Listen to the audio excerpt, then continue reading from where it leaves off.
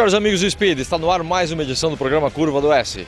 No Curva de hoje, NASCAR com a prova de Infineon, GT3 brasileira e em Águas de Lindóia, o encontro paulista de autos antigos. Mas começamos falando de NASCAR, Sérgio Lago, desde Los Angeles. Na primeira prova de circuito misto da temporada em Infineon, Kurt Busch terminou na primeira posição, Jeff Gordon o segundo, Cal Edwards o terceiro colocado, Clint Bowyer o quarto e Marcos Ambrose acabou terminando na quinta posição.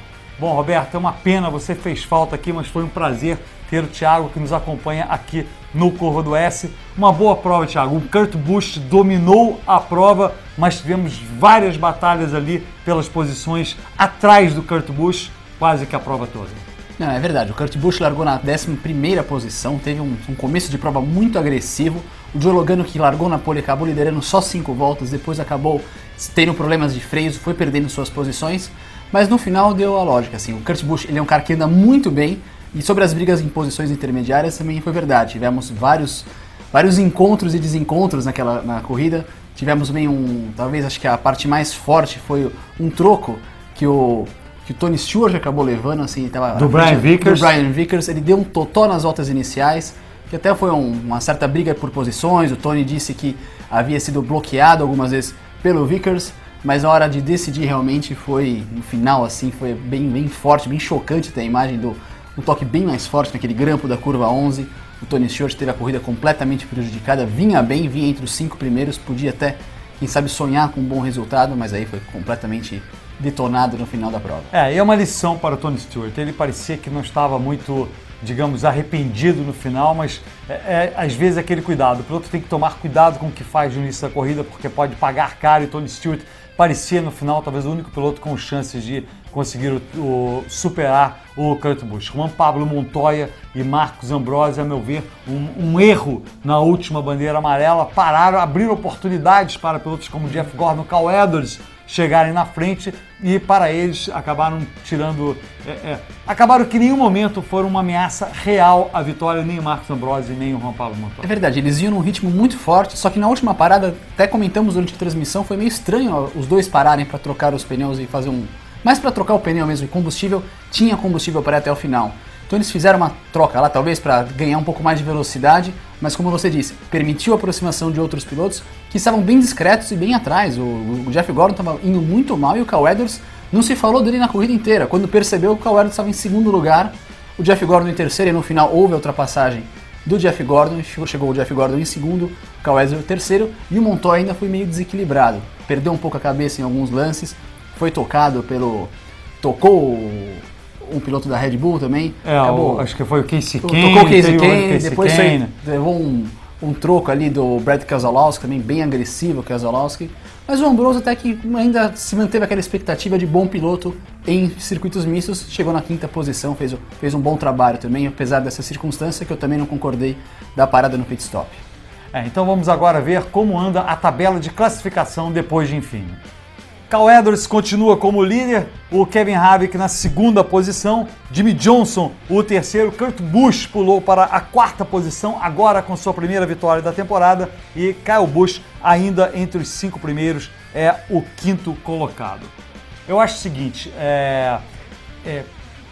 Thiago, perdão, estou acostumado com o Roberto aqui do meu lado, mas Thiago, eu acho que a maior história não foi nas primeiras posições, mas foi ali na 8ª, 9ª, 10ª e 11ª e 12ª posições. Basicamente, Clint Bowyer, entre os pilotos que lutam para ficar entre os 10 primeiros, que estão ali tentando sobreviver, foi o que foi melhor na prova, está em 8º agora, um sólido 8º. Jeff Gordon pulou da 12ª para a 9ª posição, agora está entre os 10 primeiros. O Ryan Newman sobreviveu e se mantém ali no 10ª posição. Denny Hamlin, o 11º, e o maior prejudicado acabou sendo o Tony Stewart.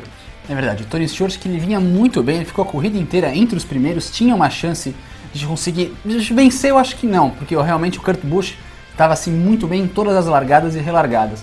Mas, chegando na segunda, terceira posição, era totalmente viável para o Tony Stewart, e aquele toque no final, o troco que ele recebeu, acabou com as pretensões e prejudicou muito no campeonato. E na tabela, esse é o problema. Era um lugar que ele possivelmente poderia ter a vitória dele. Sim. E agora está um pouco mais afastado. Mas continua, o que eu achei interessante, Thiago, é que continua apertado aquele bolo. A maior vantagem, eu diria, a vantagem número 1 é do Jeff Gordon.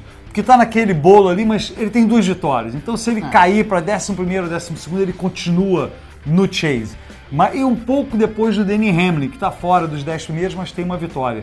Mas continua bastante apertada aquela situação e eu acho que vai ser bastante interessante daqui até a 26ª prova, quando isso será decidido. É verdade, temos que chegar a uma situação um pouco complicada. Podemos ter até pilotos com vitórias fora do Chase. Então, às vezes, um 13º, um 14º que não conseguiu uma vitória, pode acabar se prejudicar por isso também. Muitos pilotos estão conseguindo vitórias, não tem, acho que só 1 ou 2 pilotos conseguiram mais do que uma vitória no campeonato, então estão bem distribuídas essas vitórias. E o Jeff Gordon, como você disse, está bem tranquilo, e talvez o Clint Bowyer, pela situação, foi talvez o grande vencedor da corrida, porque ele estava na 10ª posição, no limite, empatado com outros pilotos, e agora está em 8º lugar, sólido, tranquilo, com um pouco mais de fôlego para as próximas provas. E todo mundo, Denny Hamlin teve problema, terminou várias voltas atrás, o Tony Stewart terminou nos pneus, que era o que disputava com ele, e o Ryan Newman sobreviveu, terminou lá atrás, mas acabou sobrevivendo. Marcou mais pontos que os outros.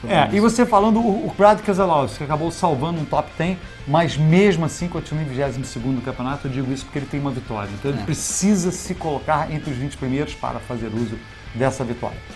Agora vamos então ao segmento Maquineta do Tempo, com histórias do automobilismo, da história do automobilismo brasileiro.